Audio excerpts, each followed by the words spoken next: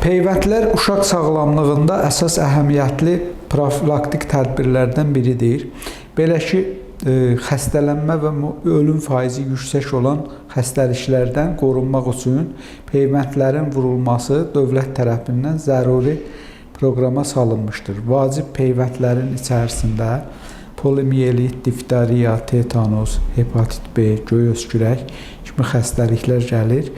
Xəstələnmə faizi və ölüm faizi aşağı olan digər xəstəliklər isə su çiçəyi, meningit, bunlar isə vacib hesab edilməmişdir, istəyə görə buraxılmışdır. Peyvəndlər düşünülənin əksinə olaraq autizmə səbəb olmur. Bunlar peyvənddən imtinanın səbəbi sayılmamalıdır. Eyni zamanda peyvəndlərdən sonra bəzən yüksək hərarət, bəzən qıcolma kimi hallar baş verdikdə sonradan onların vurulması dayandırıla bilər.